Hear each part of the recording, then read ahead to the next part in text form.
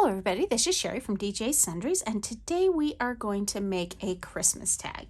Now I have already pre-prepped my tag, and this is just a white, kind of smooth, almost glossy tag that I picked up at Amazon. I picked it up as part of like 200 of them, I think, 250 maybe, and I pre-stamped to and from on the back. I just had a to and from stamp in my stash, and then I pre-prepped it by painting it with black gesso. Now the gesso that I have is just this acrylic black gesso from the Master's Touch, or that's the Hobby Lobby brand. You can pick up their stuff at 50% off quite frequently, and I'm sure that that's what I did. I think I bought it about a year ago, and then I've never made anything with it. So then the stamp set that I'm going to be using, one of the stamp sets, is this THMM 133. This is one of the multi-packs that you can get at Joann's that has a stencil and a stamp set in it. And so this one I'm going to be using Joy to the World. Now I learned this technique by watching a Tim Holtz video. There's probably other videos out there doing this technique, but I will link his video in the description box down below. I'm also going to be using this snowflake stamp. This is from the Stamp Timber set that the Tim Holtz Timber set from this year. So I've got my platform all set up and ready to go, and we're just going to use some Versa Fine ink now, or Versamark ink. Now I was going to stamp both of these at the same time, but you can notice this is a clear stamp and this is a rubber stamp, and you can't do those at the same time because they're different heights. So I'm not going to pre-prep that. I found that for this particular on the gesso, I'm usually okay not pre-prepping. So I'm going to just ink up my Joy to the World. Now, this is a really good stamp for this technique because you really don't want a super fine detail stamp. In fact, I haven't tried the second stamp with it, and I'm a little concerned that it may be a little bit too fine detail, but if it is, it'll be fine. I did an alternate technique that if you stick around to the very end, I'll show you how that one goes, and I am going to have to ink that back up again. I can tell by looking at it, which is the wonderful thing about using the stamp press. You have the ability to just re-ink and start again. So just didn't get a good impression on this side over here. So it's still, must just not be getting it covered. I may need to refresh my Versamark pad because I've used it quite a bit lately. A little bit more. For some reason, I am just not picking up the Y. So I'm going to move that down just a little bit because it may be a little bit warped from the paint. It's odd because I've not had trouble with this one, but that's okay. All right, so still not picking up that one side. I've used this stamp many times and not typically had this problem, so I suspect it is actually the tag itself. Okay, so I've got that covered with the Versamark ink, and now that I am going to be moving a piece of paper over here, and I am going to be using the Ranger Frosted Crystal embossing powder. I'm going to go ahead and put the embossing powder on it now, even though I'm going to stamp it more later, but I don't want to accidentally run into my embossing powder with the other or into my stamped image, and this just makes it easier to see. Now again, for this particular technique, I didn't bother using my powder tool. There is a little bit of extra. It's really not going to matter for the technique that I'm doing, so that's why I didn't worry about it. And I really didn't like, I tried this and I really didn't like the powder on top of the black. I just didn't like the way that it worked. So now let's mark or stamp up our snowflake. I absolutely love this snowflake. I'm hopeful that it's not too fine for this technique, but it is a beautiful snowflake. And now, because I don't have this in my stamp tool, I want to be sure that I get a good solid impression, because I only have one shot at it, right? I think we're going to be good there. And now we will just drop that over the top. Yeah, I think we're going to be just fine. I'm going to knock some of that excess off. Again, I'm not too worried if there's a little bit of excess, but I don't want a lot. Okay, so we will set that aside.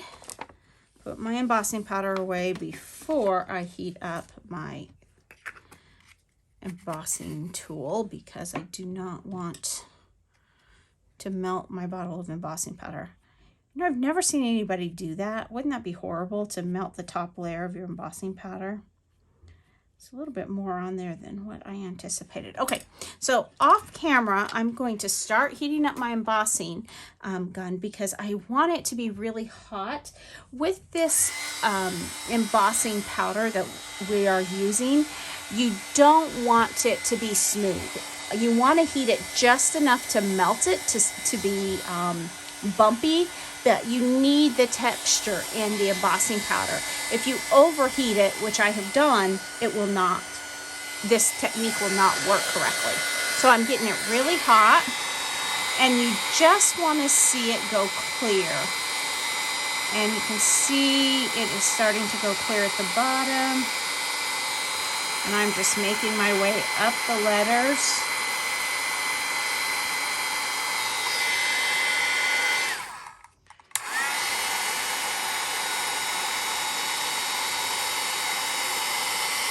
And I'm not going to speed this up, because I want you to see how quick it goes clear. And again, you just want it to be clear, and take a look at it. You want it to be, obviously you want it to be completely clear and ready to go, but you don't want any grit left, but you do want the texture of the embossing powder.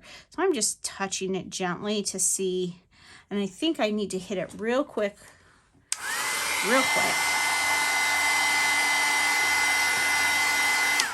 But again, you definitely do not want it to melt into smoothness, because what I want is the texture, because the next thing that we're going to do is pull out this piece of chalk. And so I have a piece of, this is just, I don't know, something I got from Walmart. Maybe I picked it up from the dollar store. I can't even remember. It was in my stash. And so now I want to just lightly go over the top of my embossing. And this is creating like a chalkboard effect. And I am going around it. And you can see that the embossing powder is grabbing that chalk. And that is exactly what I want it to do. And then what I'm going to do is, once I'm all done, and I'm going to just take my finger, that's all, just take my finger, and I'm going to rub it around. So it picks up the appearance of having written on a chalkboard. Isn't that pretty? I really like that. Now, you might ask, well, what do I need to do to set it? Because, you know, chalk will wash away. Well, that's another thing that I learned in watching the video from Tim Holtz, and that is a super simple process. And I'll show that in just a second. So now that I have it about where I want it, it has that chalky, kind of dreamy tone. So now what I'm going to do is I am going to set it. Now, you ready for this? This is really hard. All I'm doing is grabbing my distress sprayer of water, and I'm just lightly spritzing it. Now I'm just going to set that aside and let it dry. And then when we come back in a few minutes, once it's all dry, you will see that that chalk comes right forward.